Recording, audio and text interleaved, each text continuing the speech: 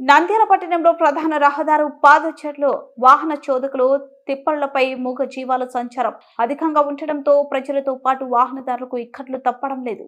యాజమాన్లు వాటిని ఇష్టారాజ్యంగా రోడ్లపైకి వదిలేస్తుండటంతో తరచు ట్రాఫిక్ సమస్య తలెత్తుతుంది. అవి రహదారిపై అడ్డదిడ్డంగా తిరుగుతుండటంతో ద్విచక్ర వాహనదారులు ప్రమాదాలకు గురవుతున్నారు.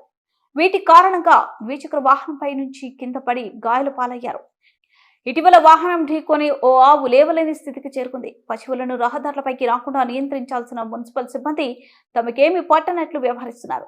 వాటిని రహదారులపైకి రాకుండా చూడాలని ప్రజలతో పాటు వాహన చోదకులు కోరుతున్నారు. ఈ విషయమై మున్సిపల్ కమిషనర్ నిరంజన్ రెడ్డిని వివరణ కోరగా యాజమాన్యాలను గుర్తించి నోటీసులు ఇస్తామన్నారు. రహదారులపైకి రాకుండా అవసరమైతే పోలీసుల సహాయం కోరుతున్నామని తెలిపారు.